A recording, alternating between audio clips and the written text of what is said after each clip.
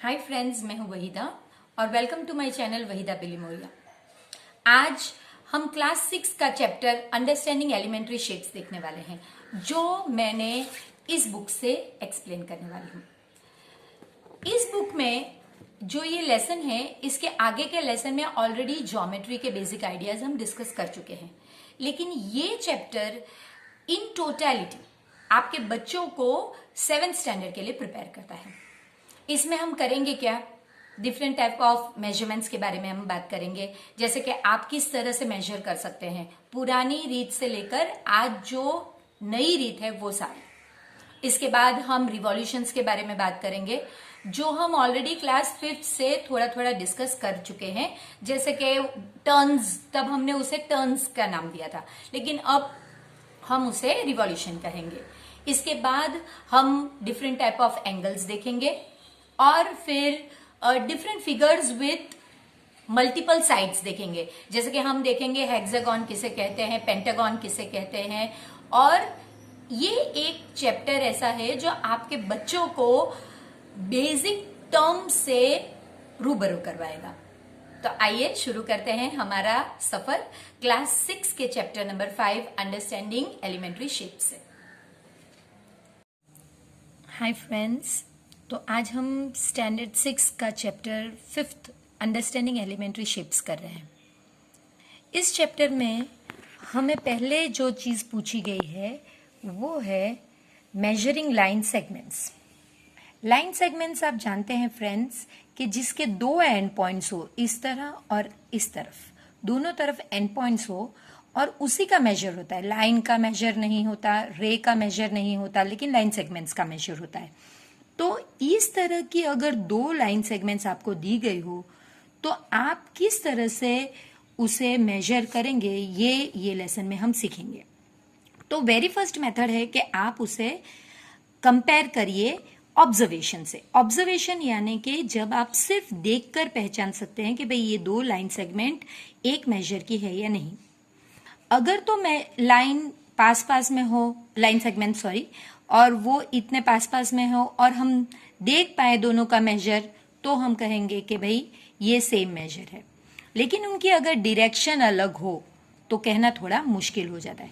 लेकिन फ्रेंड्स, ये जो हम ऑब्जर्वेशन से अपने कंक्लूजन पे पहुंचते हैं कंपैरिजन करने में कि भाई लाइन सेगमेंट सेम मेजर की है या नहीं, ये एक्यूरेट नहीं है। क्यों नहीं है? क्योंकि ये एक जस्ट एजम्पशन है, हमने परफेक्ट मिलीमीटर तक उसे एक्यूरेसी नहीं दी है।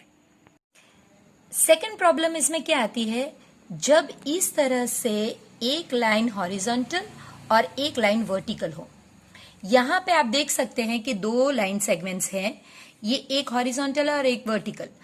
अब हमें पता नहीं चलता कि ये दोनों सेम मेजर है या नहीं। असल में दोनों सेम मेजर है, लेकिन सिर्फ ऑब्जर्वेशन करने से इसका अंदाजा नहीं आता। सो ये मेथड तो है, कभी कुछ अपने पास इंस्ट्रूमेंट ना हो तो ये मेथड करने से हम मेजर कर सकते हैं, लेकिन एक्यूरेसी रहती नहीं है। उसके बाद आती है सेकंड टेक्निक, और वो है कंपैरिजन बाय ट्रेसिंग।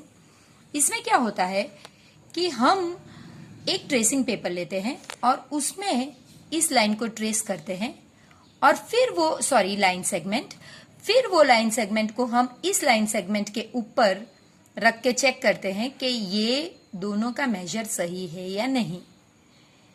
अगर ये एक लाइन सेगमेंट है तो ये इजी है और एक्यूरेट भी है, लेकिन अगर आपके पास एक से ज्यादा लाइन सेगमेंट है या फिर वो लाइन सेगमेंट्स डिफरेंट मेजर्स की है, तो हर बार आपको ट्रेसिंग पेपर पे उसे ड्रॉ करना पड़ेगा और फिर कंपेयर करना पड़ेगा। ये थोड़ा टीडियस है फ्रेंड्स। इसके बाद जो थर्ड मेथड है वो है comparison using ruler and divider. अब हम सब जानते हैं कि ये जो है हमारा रूलर है, रूलर जिसके एक साइड पे आप देख सकते हैं सेंटीमीटर्स में मार्क किए गए हैं और दूसरी साइड पे जो है वो है इंचेस में मार्क की गई है। अब जो सेंटीमीटर्स है उन दो नंबर्स के बीच में, जैसे कि आप 12 और 13 ले लीजिए, इस दो के बीच में छोटे छोटे 10 मार्किंग्स होंगे। ये अगर सेंटीमीटर के लिए है तो वो छोटे मार्किंग्स जो है वो होंगे आपके मिलीमीटर्स के लिए, जो आपको यहाँ पे बताया गया है कि 1 centimetre is equal to 10 millimetre, इसीलिए हमारे पास 10 मार्किंग्स होते हैं। अब आप जानते हैं कि अगर मैं 10 के बाद अगर मैं एक 5th मार्किंग ले लूं, ये जो बीच की बड़ी लाइन है ये 5th मार्किंग है, अगर मैं ये ले लूं तो लिखते समय ये मेजर को मैं लिखूंगी 10.5 सेंटीमीटर या फिर 10 सेंटीमीटर 5 मिलीमीटर्स। इसके बाद हम ये भी जानते हैं कि रूलर सिर्फ ऐसी नहीं आती, इसमें मार्किंग 1 to 15 है, लेकिन रूलर्स वुडन भी आती है, रूलर्स डिफरेंट थिकनेस की भी आती है। हमारा प्रॉब्लम यहां शुरू होता है।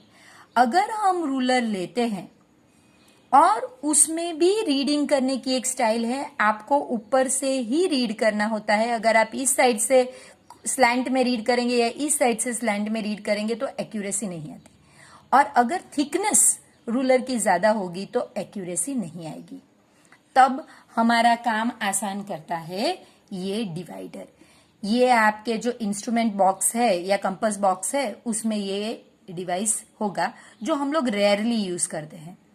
हमें क्या करना है, अगर आपको कोई भी एक लाइन सेगमेंट दी गई है जैसे कि ये वाली, तो हमें सिर्फ यहां जाकर इस तरह से इसे मार्क कर लेना होगा। ये परफेक्ट माप आएगा और इसका रीडिंग परफेक्ट रहेगा, और फिर हमारी रूलर पे हमें जहां पे 0 है वहां से स्टार्ट करके इसे इसके ऊपर रख के चेक कर लेना है। ये आपको परफेक्ट और एक्यूरेट मार्किंग देगा। ये आपकी टेक्स्ट बुक में भी पेज नंबर 88 पे दिया गया है। देखिए फ्रेंड्स, ये जो पोजीशनिंग एरर के बारे में मैंने आपको बताया है, ये वही है। इसमें आपको अपना विजन या अपनी आईज जो है वो बिल्कुल नंबर के ऊपर रखनी है, तभी एक्यूरेट मेजर आएगा स्केल पे। अगर आप अपना विजन थोड़ा स्लांट एंगल पे रखते हैं आइदर साइड पे, तो वो आपको एक्यूरेट मेजर नहीं देगा।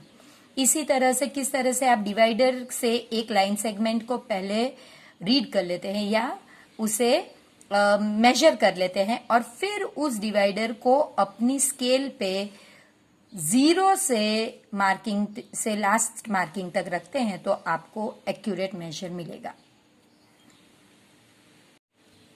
अब हम देखते हैं एक्सरसाइज 5.1। फर्स्ट क्वेश्चन जो है इसमें, what is the disadvantage in comparing line segments by mere observation. कहने का मतलब है कि सिर्फ ऑब्जर्वेशन से लाइन सेगमेंट के कंपैरिजन में क्या डिसएडवांटेज है। तो उसका आंसर है कि हमने ऑलरेडी देख लिया है कि जो मिस्टेक होने के चांसेस है, जिसे हम लोग मैथ्स में कहते हैं एरर, जो मिस्टेक होने के चांसेस है वो ज्यादा रहते हैं। तो वही हम लिखेंगे। आप पॉज करके ये आंसर लिख सकते हैं, नहीं तो पीछे आंसर्स में भी यही आंसर दिए गए हैं। Chances of error due to improper viewing are more, क्योंकि इसमें सिर्फ हमें अंदाजा लगाना होता है, गेस वर्क करना होता है, क्योंकि हमारे पास कोई मेजरिंग के लिए इक्विपमेंट तो है नहीं। तो वो व्यूइंग से जो हम ऑब्जर्वेशन बनाते हैं उससे जो मिस्टेक होने के चांसेस हैं वो बढ़ जाते हैं। सेकंड क्वेश्चन है, why is it better to use a divider rather than a ruler while measuring the length of a line segment. तो हमने अभी देखा है कि इससे अगर आप डिवाइडर यूज करेंगे तो एक्यूरेसी यानी करेक्ट तो है ही, लेकिन एक लास्ट डिजिट तक, मिलीमीटर तक वो करेक्ट आपको बताएगा।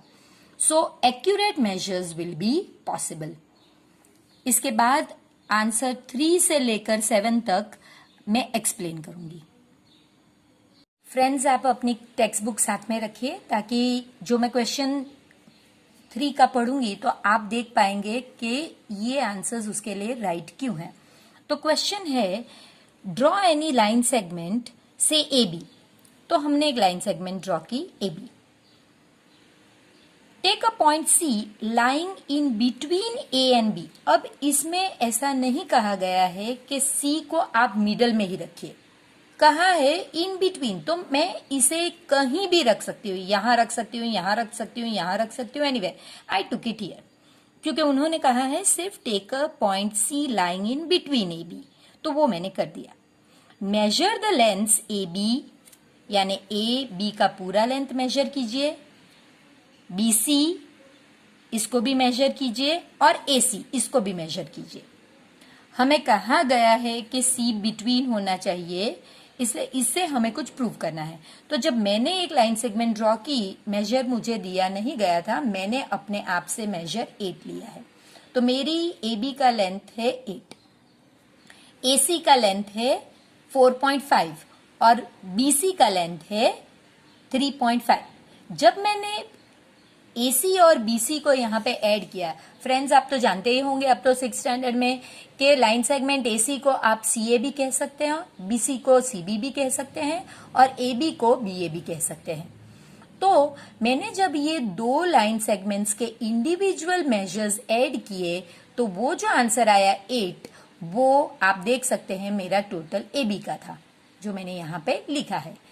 इसलिए यानी ये देयरफॉर का सिंबल है, इसलिए मैं कह सकती हूं कि AB is equal to, AB मुझे कब मिले, जब मैं ये दो को प्लस करूं, इसको और इसको प्लस करने से मुझे ये पूरा AB मिल सकता है। तो बस मैंने वही लिखा है और इससे मुझे पता चला कि C A और B के बिटवीन है। सो ये मैंने वर्ड्स में लिखा है, C lies in between A and B। और अगर इसी बात को मैथ्स में सिंबॉलिकली लिखना है, क्योंकि इतना बड़ा लिखने के लिए मैथ्स में हमारे पास टाइम नहीं होता और इसके लिए सिंबल ऑलरेडी हमें बताया गया है। तो ये है मैथमेटिकल सिंबल जिसमें बताया जाता है, ये पहले पढ़ना होता है, जो बीच का अल्फाबेट होता है वो। तो हम पढ़ेंगे C lies in between A and B। इसके बाद हम फोर्थ क्वेश्चन पढ़ेंगे। ये जो फोर्थ क्वेश्चन है ये आप इम्पॉर्टेंट ही मार्क कर लीजिए, क्योंकि ये क्वेश्चन आगे के क्लासेसों में भी आ सकता है और तब इसमें एक सेकंड केस आ सकता है जो मैंने अभी इसमें एक्सप्लेन किया है। आपके कोर्स के हिसाब से सिर्फ ये आंसर है, लेकिन हमने एक स्टेप फर्दर लेके ये सेकंड सिनेरियो भी डिस्कस करना इंपॉर्टेंट समझ लिया कि भाई ये तो करना ही चाहिए, तभी आपका जो नॉलेज है वो वाइडन होगा। तो क्वेश्चन ये है, फोर्थ आप अपनी टेक्स्ट बुक में देख सकते हैं पेज नंबर 89 पे। If A B C are 3 points on a line, ये पहला स्टेटमेंट है इसलिए मैंने लाइन ड्रॉ की है इस टाइम, और इसमें A B C मुझे 3 पॉइंट्स ड्रॉ करने हैं, लेकिन आपको वेट करना पड़ेगा आगे का पढ़ने के लिए। सच दैट, अब ये कंडीशन के हिसाब से ही मैं पॉइंट्स रख सकती हूँ, ऐसा नहीं कि मुझे A B C कहीं भी रख दिया। आप कंडीशन देखिए, इसमें कहा गया है AB शुड बी 5, तो ये जो मेरा AB है ये 5 सेंटीमीटर है। आप देख सकते हैं कि ऊपर के जो सम था उसमें मैंने लाइन सेगमेंट के ऊपर ही लिखा था, यहां मैंने दूसरी स्टाइल ली है कि मैंने AB को यहां पे अलग से लिखा है। BC मेरा है 3 सेंटीमीटर। अगर आप चाहें तो आप इस तरह से भी लिख सकते हैं, ऊपर भी लिख सकते हैं, लेकिन इसमें मैंने सेकंड टाइप की स्टाइल ली है ताकि आपको हर स्टाइल का नॉलेज हो। अब इससे होता क्या है कि इसके बाद सेकंड लाइन है BC इज 3, तो मैंने BC को 3 ले लिया, एंड AC जो है पूरा वो 8 सेंटीमीटर है। अब आपको बताना है which point lies in between the other. अब क्योंकि ये इजी सम है और इसमें ऑलरेडी कुछ चीजें बताई गई है, जैसे कि ये आपको बताया गया है कि AB is equal to 5 centimetre, BC is equal to 3 centimetre. यहीं से मुझे पता चल जाता है कि ये जो B कॉमन है इसकी वजह से B lies between A and C। लेकिन आपकी क्लास में ये राइट है, अगर आप फर्दर क्लासेस में जाओगे तो इसके पर से भी आपको पता नहीं चलेगा, वो मैं आप सेकंड केस में डिस्कस करेंगे। तो ये तो आपको पता चल गया कि भाई ये 5 सेंटीमीटर है, ये 3 सेंटीमीटर है, टोटल 8 सेंटीमीटर है। तो अब हम कह सकते हैं कि yes, B lies between A and C, वो मैंने लिख दिया, और symbolically B lies between A and C। लेकिन अगर ये AC का मेजर इस केस में नहीं दिया गया होता, जो इसमें आपके टेक्स्ट बुक में 8 दिया गया है, अगर वो नहीं दिया गया होता और सिर्फ ये दो ही चीज दी गई होती कि AB 5 सेंटीमीटर है और BC 3 सेंटीमीटर, तो आप AB देखिए 5 सेंटीमीटर और BC मैंने उल्टा ड्रॉ किया यही लाइन पे, तब एसी का मेजर सिर्फ 2 सेंटीमीटर होता। तो अगर आपके इस सम में एग्जाम में एसी का मेजर 8 दिया गया है तो ये है आंसर, और अगर यही सम है लेकिन एसी का मेजर 2 दिया गया है तो फिर ये है जिसमें C will lie between A and B. अब फिफ्थ सम देखते हैं। Verify whether D is the mid point of A G. अब इसमें क्या है, लाइन सेगमेंट ए जी दी गई है, ए और जी। आप देख सकते हैं कि ए पे मेजर 1 है और जी पे मेजर 7 है, यानी इन दो का जो डिफरेंस आप देख सकते हैं वो 6 होगा। 6 है, आप काउंट करके जंप करके देख सकते हैं। मिड पॉइंट का मतलब है एग्जैक्टली हाफ। तो अगर डी इस जगह पे है एग्जैक्टली हाफ, तो आप डायग्राम में से देख सकते हैं कि एडी कितना होना चाहिए 3 और डीजी भी कितना होना चाहिए 3। तो बस मैं वही तो लिखा है मैंने। Now AG is equal to 6। ये मैंने आपके लिए हिंट दिया है कि काउंट द जंप्स, ये आपको एग्जाम में नहीं लिखना है, ये आपके लिए हिंट है। If D is the mid point, अगर डी मिड पॉइंट है, ज्योमेट्री में अगर वर्ड इस तरह का यूज किया गया है कि मिड पॉइंट, तो इसका मतलब आप फिगर देखिए, एडी यहां से यहां तक should be equal to DG, ये होना ही चाहिए अगर मिड पॉइंट है तो। फिर मैंने मेजर किया, हाँ मेरा एडी तो 3 है और डीजी भी 3 है, यानी ये कंडीशन ट्रू है, और ये कंडीशन ट्रू है इसलिए डी मिड पॉइंट है। तो आप मैथ्स में किस तरह से आंसर लिखना है, किस तरह से आर्ग्यूमेंट करना है, वो मेथड आपको सीखनी पड़ेगी, और वो यही मेथड है। चलिए अब हम 6th करते हैं। इसमें कहा गया है, अगेन इसमें कहा गया है कि if D is the mid point. Friends, अब आपको पता चल जाना चाहिए कि मिड पॉइंट अगर एसी का, यानी ये कुछ इस तरह कहना चाहते हैं, एसी के बीच में बी है, एग्जैक्टली बीच में, यानी ये जो डिस्टेंस आपका आएगा वो ये डिस्टेंस के सेम होना चाहिए। तो मैंने वही लिखा है कि B is the mid point of AC. ये सिर्फ आपके रेफरेंस के लिए है और ये फिगर भी आपकी रेफरेंस के लिए है। तो इसका मतलब ये दिया गया है, इसका मतलब ये है कि A B should be equal to B C. देखिए मैंने आपको बताया है कि A B should be equal to B C. फिर नेक्स्ट सेंटेंस में कहा गया है कि C is the mid point of B D, यानी एक और लाइन सेगमेंट है बी डी, उसके सेंटर पॉइंट है सी, यानी जो ये डिस्टेंस है should be equal to this distance. So अगर हम इसे स्टेटमेंट के तौर पे लिखेंगे तो B C should be equal to C D. तो अब मैथ्स का ये रूल आता है, if A is equal to B and B is equal to C then A is equal to C. ये मैथ्स का बहुत बड़ा रूल है जो 12th स्टैंडर्ड तक चलता है। तो मैंने वही किया, ये मैंने नंबर दे दिए दोनों ताकि मैं कंफ्यूज ना हो जाऊं मुझे क्या कंपेयर करना है। तो मैं कहूंगी ये पहला मैंने लिख लिया, A B is equal to B C, लेकिन नेक्स्ट लाइन में क्या हो गया, बट नेक्स्ट लाइन में तो दिया गया है कि B C is equal to C D. अब आप देख सकते हैं दोनों सेम है यहाँ पे, that is why I can say that A B is equal to C D, और ये मेरा आंसर है। इसलिए yes I can say that A B is equal to C D. अब सेवेंथ सम है, वो उसमें कहा गया है कि आपको 5 डिफरेंट ट्रायंगल्स ड्रॉ करने हैं डिफरेंट मेजर्स के साथ। तो फ्रेंड्स मैंने 5 डिफरेंट मेजर्स के साथ 5 ट्रायंगल्स ड्रॉ किए हैं।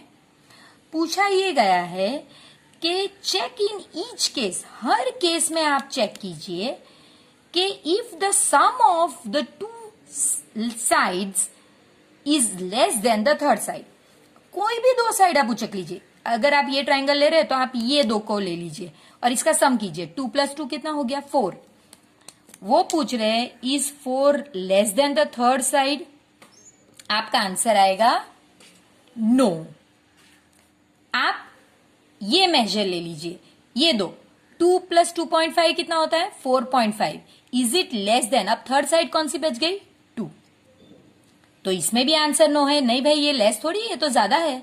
और थर्ड साइड जो है, थर्ड अगर हम ले तो हम ये दो ले, ये भी 4.5 और 2 है, तो सब में आंसर नो आएगा फ्रेंड्स। इसी तरह अगर आप सब चेक करेंगे, सभी में आंसर नो आएगा। सो ये जो पूछा गया है ये फॉल्स है। Sum of length of two sides is always greater than third side, ये आंसर है फ्रेंड्स। अब हम रिवॉल्यूशन का कंसेप्ट देखेंगे। तो उसमें थोड़े टर्म्स हैं जो हम पहले देखेंगे। जैसे कि आपको कहा गया, हमारे पास दो आइडियाज है जिसपे हम क्लॉकवाइज और एंटी क्लॉकवाइज रिवॉल्यूशन के बारे में पढ़ सकते हैं। पहली है हमारी क्लॉक, जिसपे नंबर्स 12 से स्टार्ट होकर वापस 12 तक, यानी 1 2 3 4 5 6 12 तक नंबर्स रहते हैं। और दूसरी है डायरेक्शन, जो है हमारा नॉर्थ, साउथ, ईस्ट और वेस्ट। अगर हमें कहा गया है कि हमें क्लॉकवाइज घूमना है या हमारा टर्न जो है वो क्लॉकवाइज है, तो हम इस तरह, जब ये इसकी जगह पे ही रहेगा, ये जो मूवमेंट है राइट से लेफ्ट तरीके से, लेकिन इस तरह से, इसे हम कहेंगे क्लॉकवाइज। इसी तरह यहां नॉर्थ से जब हम ईस्ट को जाए, या ईस्ट से साउथ को जाए, साउथ से वेस्ट को जाए, या फिर नॉर्थ, ये जो हमारा राइट हैंड साइड से मूवमेंट है इसे हम कहेंगे क्लॉकवाइज। वेर इज जो उल्टा मूवमेंट है, क्लॉक हमेशा 1 2 3 4 से होती हुई 12 तक जाती है, ना कि 12 से 11 तक। तो ये क्लॉक की डायरेक्शन से उल्टा डायरेक्शन होगा, तो इसीलिए इसे कहा जाता है एंटी क्लॉकवाइज डायरेक्शन। तो ये जब हमें उल्टा घूमने को कहा गया हो तो ये हमारा एंटी क्लॉकवाइज डायरेक्शन होगा। इसी तरह नॉर्थ से जब वेस्ट जाया जाए तो ये एंटी क्लॉकवाइज है, वेस्ट से साउथ, साउथ से ईस्ट और वापस नॉर्थ, ये एंटी क्लॉकवाइज डायरेक्शन है जो मैंने पेपर में ड्रॉ करके रखे हैं। अब मैं आपको पेपर में बताती हूँ। तो फ्रेंड्स, ये क्लॉकवाइज है, ये क्लॉकवाइज टर्न है। ये मैंने क्लॉक ली है जिसमें नंबर सिर्फ उतने ही लिखे हैं जितने अभी हमें काम, जैसे 12 3 6 9। जब मूवमेंट यहां से यहां, आप एरो पे ध्यान दीजिए, इस तरह का मूवमेंट है और फिर से इस तरफ जा रहा है तो वो क्लॉकवाइज है। इसी तरह ये अगर हमारा डायरेक्शन है तो इसमें भी आप एरो देखिए, एरो ऊपर जा रहा है, तो ये हो गया हमारा नॉर्थ से ईस्ट की तरफ, फिर साउथ की तरफ और फिर वेस्ट की तरफ। ये हो गया हमारा क्लॉकवाइज टर्न। जबकि अगर 12 से 9 को जाके 6 3 और 12 आप डायरेक्शन देखिए तो ये हो गया एंटी क्लॉकवाइज। इसी तरह नॉर्थ से वेस्ट, साउथ, ईस्ट को अगर जाए तो वो हो गया एंटी क्लॉकवाइज। अब हम क्लॉकवाइज और एंटी क्लॉकवाइज में राइट एंगल्स देखेंगे और स्ट्रेट एंगल। फ्रेंड्स, हमने right angle, straight angle 4th standard से हम देखते हैं। तो राइट एंगल्स यानी 90 डिग्री और स्ट्रेट एंगल यानी 180 डिग्री। इसे हम क्लॉक पे और डायरेक्शन दोनों पे देखते हैं। यहां पे क्लॉकवाइज, यहां पे anti clockwise. Look at the arrow, it is coming from north to west, that is anti-clockwise. This is going from 12 to 3, that is clockwise. So when it forms an angle like इस तरह से अगर हो तो वो right angle है, वो clockwise भी हो सकता है या anti-clockwise भी हो सकता है। इसमें बहुत ज्यादा एग्जाम्पल्स हो सकते हैं लेकिन हमने 2 लिए हैं। इसी तरह स्ट्रेट एंगल्स, तो स्ट्रेट एंगल्स 3 से 6 क्लॉकवाइज, नॉर्थ से साउथ, लेकिन हमारा डायरेक्शन कौन सा है देखिए, साउथ से नॉर्थ, यानी ये क्लॉकवाइज। वेस्ट से ईस्ट उल्टा डायरेक्शन है तो ये है हमारा एंटी क्लॉकवाइज। ये हमारे स्ट्रेट एंगल्स के एग्जांपल है। अब फ्रेंड्स, हम 2 कंसेप्ट सीखेंगे। एक है रिवॉल्यूशन, जो हमने ऑलरेडी, मैंने आपको क्लॉक पर भी बताया और आगे के पेपर पे भी बताया। अब जो आपके कोर्स में है वो हाफ रिवॉल्यूशन, यानी कि जिसे हम कहते हैं स्ट्रेट एंगल। अगर वो स्ट्रेट एंगल है तो आपको पता है उसकी डिग्री कितनी है, 180, और अब आप 6 स्टैंडर्ड में ये भी जानते हैं कि 180 यानी 2 बार अगर आप 90 को प्लस करें तो भी 180 होता है। इसका मतलब एक straight angle is equal to 2 right angles. 1/4 revolution यानी एक राइट एंगल 90 डिग्री। ये जो है आपको अब लर्न कर लेना है, क्योंकि जो 5.2 एक्सरसाइज है जो अब फॉलो करने वाली है उसमें यही कंसेप्ट और यही चीज आने वाली है। तो अब हम जब नेक्स्ट पार्ट इस वीडियो का करेंगे तब मैं आपसे रिक्वेस्ट करती हूँ कि आप ये वीडियो को फिर से एक बार देख कर आइए, ताकि आपको वो वीडियो बहुत ही इजी लगे और आप बहुत अच्छी तरह से एक्सरसाइज 5.2 को समझ पाए।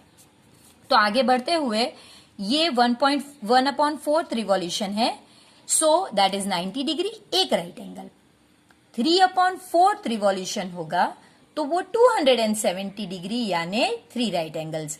इसे समझने के लिए हम जो ट्राई दिस पेज नंबर 91 है उसका थर्ड सम करते हैं। Try this page number 91। इसमें देखिए आपको कहा गया है कि आप 5 एग्जाम्पल्स दीजिए। मैंने 6 दिए हैं, हर एक के 2-2। 1/4 रिवॉल्यूशन यानी इस तरह का एंगल एक 90 डिग्री। अब ये एक 90 डिग्री 12 से 3 हो ये जरूरी तो नहीं, नॉर्थ से ईस्ट हो ये भी जरूरी नहीं, या फिर साउथ से वेस्ट हो ये भी जरूरी नहीं, वो बीच में भी कहीं आ सकता है। तो यहां मैंने बीच का डिफरेंस दिया है, जैसे कि एक 2 पे है और एक 5 पे है।